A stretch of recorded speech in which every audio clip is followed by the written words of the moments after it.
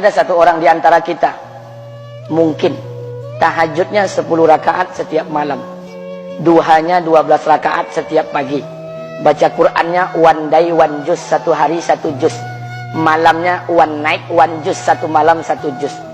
Satu keluarga di antara kita ini puasanya luar biasa Senin Kamis. Satu keluarga berpuasa Senin Kamis. Tak cukup puasa Senin Kamis, dia puasa Nabi Daud. Sehari puasa, sehari tidak, sehari puasa, sehari tidak. Tak cukup dia puasa Nabi Daud, dia puasa-puasa sunnah lainnya. Istrinya nutup aurat dengan sempurna, pakai nikob, pakai cadar, pakai purda, pakai manset, pakai kos kaki.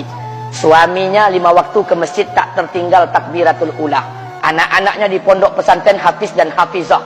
Tiap pagi berinfak, tak pernah menggunjing orang. Quran terjaga, aurat terjaga, tahajud terjaga, 5 waktu terjaga, duha terjaga, Quran terjaga, puasa terjaga. Sempurna satu keluarga amalnya. Tapi sudah 8 tahun dia tak tengok ayah ibunya. Sudah bertahun-tahun dia tak nyapa kedua orang tuanya. Sudah bertahun-tahun dia tak berhubungan baik dengan ayah ibunya. Sudah berminggu-minggu dia berkelahi dengan ayah ibunya. Sudah berhari-hari dia bermusuhan dengan kedua orang tuanya. Maka anak seperti ini, seluruh amal yang mereka kerjakan tertolak di sisi Allah Subhanahu wa taala, tidak akan diterima Allah. Sebaliknya, kalau ada di antara kita hari ini yang pandai melayani ayah ibunya, tidak ada uang ayah ibu dia kasih uang, tak ada rumah ayah ibu dia buatkan rumah, sakit ayah ibu dia bawa ke rumah sakit, dirawat ayah ibunya dia jaga, kotoran ayah ibunya dia bersihkan pakai tangannya sendiri. Ada di antara kita hari ini yang membersihkan kotoran ayah ibunya lebih dia nikmati daripada makanan yang ia sukai. Begitu luar biasanya dia melayani ayah ibunya. Tapi dia tinggalkan sholat, dia injak-injak perintah Allah, dia tinggalkan perintah Allah dengan mutlak. Maka kebaikan satu orang anak ini kepada ayah ibunya seluruhnya tidak diterima Allah Subhanahu wa taala. Atau jangan-jangan inilah yang menjadi penyebab amal kita tak diterima Allah. Atau jangan-jangan inilah yang menjadi penyebab amal kita tertolak di sisi Allah. Kita sholat juga, kita sujud juga, kita puasa juga, kita ngaji juga, kita dengarkan ceramah juga. Maka oleh karena itu, Pak, Bu, ayah kita tuh tinggal di kampung, ayah ibu tinggal di kampung sana. Terkadang ayah ibu kita tak sekolah, SD, SMP, SMA tak tamat. Dia sekolahkan kita SD, SMP, SMA, S1, S2, S3 dengan harapan hidup kita lebih baik daripada keadaan dia sekarang. Tapi apa yang membuat kita jarang untuk menjenguk mereka? Saya ingin sampaikan buat kita bersama. Ayah ibu kita tak tahu kita ni eselon 1, eselon 2, Pak. Ayah ibu kita tak tahu pangkat PNS kita 3A, 3B, 3C, 3D, 4A, 4B, 4C, 4D. Ayah ibu kita tak tahu kita ni public figure. Ayah ibu kita tak tahu dan tak mau tahu. Yang dia tahu kita ni anaknya. Ayah ibu kita tak tahu kita punya sawit berapa. Ayah ibu kita tak butuh mobil kita. Dia tak butuh rumah kita. Tapi yang dia butuhkan kita. Apa yang membuat kita jarang untuk menjenguk mereka? Tahun 2016 di Masjid Damai Langgeng, saya diundang ceramah di sana. Habis pulang ceramah, saya baca WA SMS. Ada seorang ustadz Pekanbaru kirimkan WA dengan saya. Saya baca 2 kali, air mata saya menetes. Kenapa? Karena WA itu berisi cerita satu orang ibu sedang menelpon anaknya. Ibunya nelpon anaknya. Assalamualaikum nak. Waalaikumsalam, kata anaknya. Kata ibunya, nak, sudah 1 bulan kau tak tengok ibu. Apa yang membuat engkau berhalangan, nak? Apakah kau sibuk dengan pekerjaanmu? Minggu yang kedua ibunya telepon lagi. Assalamualaikum nak, kata anaknya. Waalaikumsalam. Kata ibunya, nak, ibu dapat kabar apa engkau baru beli mobil baru. Apa betul nak? Kata anaknya, betul bu. Kata ibunya, alhamdulillah nak, ibu bangga. Kau pandai menyenangkan hati anak istrimu. Minggu yang ketiga ibunya telepon lagi. Assalamualaikum nak, kata anaknya. Waalaikumsalam. Kata ibunya, nak, ibu dapat kabar bahwa engkau baru beli rumah baru. Apa betul nak? Kata anaknya, betul bu. Kata ibunya, alhamdulillah nak, ibu senang kau bertanggung jawab dengan anak istrimu. Minggu yang keempat ibunya telepon lagi. Assalamualaikum nak. Waalaikumsalam. Kata ibunya, nak, tadi ibu pergi ke pasar, ibu jumpa temanmu di pasar. Kata temanmu di pasar, temanmu banyak bercerita tentang kamu. Kata temanmu tadi, kamu baru beli anak anjing seharga 40 juta dari negeri Belanda. Apa betul nak? Kata anaknya, betul. Kata ibunya, nak, dengarkan pesan ibu untuk terakhir kalinya.